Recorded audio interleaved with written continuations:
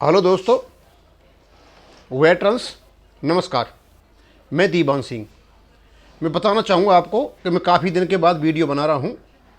Reason ये था कि कुछ तो जो पाकिस्तान हिंदुस्तान की लड़ाई हुई उसमें बिजी थे, देखने में करने में। कुछ हमारी मीटिंग्स थी एक सर्विसमैन की, कुछ तबीयत ऐसी थी, और कुछ मेरे एग्ज़ाम्स चले हुए थे, अभी भी चले हुए हैं, उनमें मैं लगा हुआ था।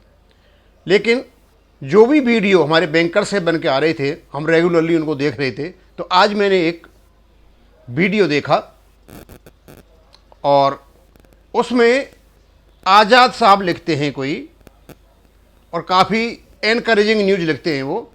Happy news to bank pensioners, ये उन्होंने एक मैसेज डाला और ये काफ़ी यूट्यूब पर घूमा। अब पहले तो मैं इसको पढ़ता भी जाऊंगा और बताता जाऊंगा। हो सकता है ये न्यूज़ सही हो सकता है इन्होंने कहीं से न्यूज़ मिली हो, लेकिन हम तो ये मान के चलते हैं यदि इन्होंने ये न्यूज़ दी है तो ये सच्ची है।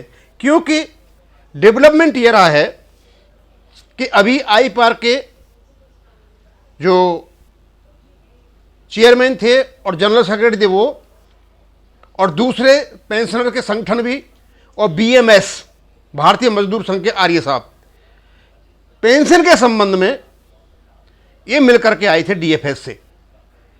अब क्योंकि हो सकता है किसी की मीटिंग प्राइम मिनिस्टर साहब से हुई हो, अभी आगे बताएंगे कि किसी को टाइम दे रखा है। पहले इसी प्रकार की बात फाइनेंस मिनिस्टर श्री सीतारमण जी ने भी कही थी, लेकिन हुआ कुछ भी नहीं।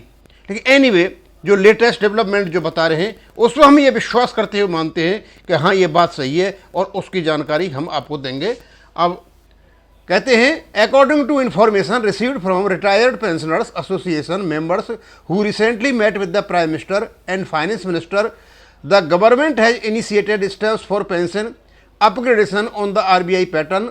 They will submit their acceptance in the Delhi High Court during their final hearing, which may happen between 5th and 20th July. वो ये कहते हैं कि हमारे कुछ जो संगठन थे वो मिले प्राइम मिनिस्टर साहब को, आश्वासन दिया गया है आरबीआई पैटर्न पे होगा, और जो कोर्ट में जो एफिडेविट दिया जाएगा, जो सुनवाई हो रही है सिंगला साहब वाले केस की, वहाँ वो क्या ना फाइनल हियरिंग जो होगी तो उसमें हाँ उस जगह जाकर के वो एक्सेप्टेंस दे देंगे, हाँ इस चीज़ को मानते हैं। अब कहाँ से डेवलपमेंट आया, कैसे आया, हम ये मान के चलते हैं ये सब कुछ हुआ है। This news was also confirmed by some pensioners associations of other circles. Some activists from GOP group of pensioners are also confirming the news. It is true that the pension upgradation issue will be resolved before the end of July by the IBA based on the court judgment. यानी कहने का मतलब ये है कि जो prime minister साहब की ये बात कर रहे हैं वो डायरेक्टली अपने यहाँ से आदेश दे के नहीं कर रहे हैं, लेकिन वो ये बता रहे हैं कि जो जुलाई में सुनवाई होगी सिंगला साहब वाले केस की, उसमें उनका पॉजिटिव व्यू होगा, पॉजिटिव रुख होगा, और यदि पॉजिटिव रुख होगा तो कोर्ट का फैसला हमारे उसमें आएगा, वो जुलाई में सुनवाई होगी तो उस समय ये सारा काम हो जाएगा। लेकिन इसका ये कन्फर्मेशन ये दिया था उमेश शर्मा जी ने, 31/5 को ही दे दिया था, और ये भी शायद 28 का है, 28 मई का। तो ये कहते हैं, dear all, following message has been shared with me by scores of friends who have sought my opinion and update as it carries reference to group of pensioners. I clarify that I am not aware about any such development and deny any such involvement. अब group of pensioners की जहाँ इन्होंने कहा है कि उन्होंने भी confirm किया, कुछ लोगों ने किया, तो वो कहते हैं हमें इसके बारे में पता नहीं है, लेकिन हम इसको बारे में बताएंगे। फिर आगे वो लिखते हैं, हाउएवर, पता नहीं है लेकिन फिर भी कह रहे, PMO has given tentatively to me 3 dates in the month of September 25 to for 7 minutes meeting with Honorable PM. I will inform as soon as appointment date and time is confirmed. वो कहते हैं कि सितंबर में 2000 हमने उनको time दे रखा है उनसे मिलने के लिए, 7 मिनट का, ये जाएंगे तब ये बताएंगे। अब ये जो मैसेज सर्कुलेट हो रहा है तो ये तो काफ़ी एनकरेजिंग, काफ़ी मोटिवेटिंग न्यूज़ है। अब बातें तो चली ही रही हैं, और जब बातें चल रही हैं तो शायद सी बात है कहीं न कहीं से कोई डेवलपमेंट हुआ होगा। आज़ाद को बता जी ऐसे तो डालेंगे ही नहीं, कहीं ना कहीं बात हुई होगी, चली होगी। अब बात तो डेली ही चलती रहती हैं, कहीं कुछ होता है, कहीं कुछ होता है, कहीं कुछ होता है। लेकिन हम ये मान के चलते हैं इन्होंने कि कहा सही है।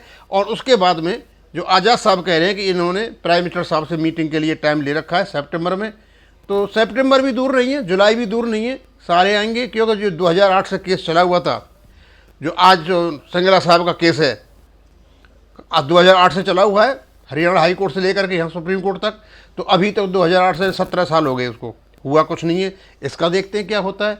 ये बार बार इस प्रकार की बातें आती हैं। अब क्योंकि जब तक कुछ नहीं होता है, हाँ इतना जरूर है, IVA और UFVU ये दोनों नहीं चाहते हैं कि किसी भी हालत में पेंशन अपडेशन हो।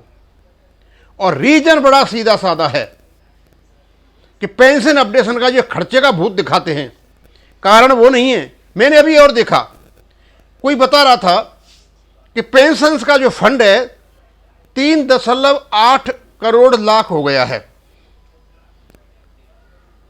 3.8 लाख करोड़ हो गया है। भाई हमने ये बात बताइए आप कि इस फंड को कैलकुलेशन की जरूरत कहां पड़ती है, किस लिए आप लाते हो? भाई एक हर बैंक का अलग अलग ट्रस्ट बना हुआ है, एक ट्रस्ट तो है नहीं सब बैंकों का। मान लीजिए एक बैंक के पास तो बहुत ज्यादा फंड है, एक के पास नहीं है, तो पेंशन अपडेशन नहीं होगा। उस ट्रस्ट में बड़ा स्पष्ट लिखा हुआ है कि ट्रस्टी जिसको मैनेज करेंगे, और यदि किसी प्रकार की कोई कमी बीसी होती है तो हर साल एक्चुअरियल के असेसमेंट पर उसकी पूर्ति बैंक अपने प्रॉफिट एंड लॉस से पूर्ति करेंगे।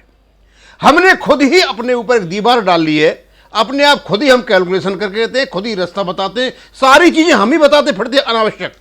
हमारे दिमाग में एक भूत बैठ गया है कि हमारा फंड पर्याप्त होना चाहिए। फंड की जरूरत ही नहीं है, फंड अपने आप बैंक अरेंज करेंगे।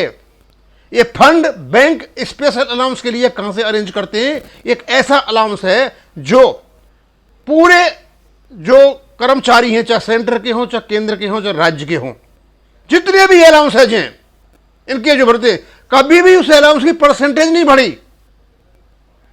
बेसिक पे रिवाज हुई, DA मर्ज हुआ, सब कुछ हुआ, लेकिन हमेशा जो अलाउंस है वो वहीं का वहीं रहा। आप HRA देख लीजिए, आप हिल अलाउंस देख लीजिए, आप सिटी कंपनसेटरी अलाउंस देखिए, परसेंटेज आज तक नहीं बढ़ी। एक अलाउंस ऐसा है बैंकों में जिसको स्पेशल अलाउंस कहते हैं, उसकी दर बढ़ती है 6% से बढ़ते बढ़ते आप ये 38% तक पहुंच गई। आप अंदाज लगा सकते हो कि जिससे पेंशन हो सकती थी वो दे करके, स्पेशल अलाउंस दे करके वहाँ ये ने गपड़ चौथ कर ली है, और कुछ नहीं है। और यही कारण है कि UFVU, यही कारण है कि UFVU कोई इंटरेस्ट नहीं ले रहा है, IBA कोई इंटरेस्ट नहीं ले रहा है, और एक नॉन स्टेटरी बॉडी IBA, और IBA के नाम पर केवल और केवल ये 12 बैंकों के, जो पब्लिक सेक्टर बैंकों के जो वहां पर एसोसिएट मेंबर्स बैठे हुए हैं, ये सारा खेल खेलते हैं, IBA के नाम पर खेलते हैं कि IBA का काम इसका है ही नहीं।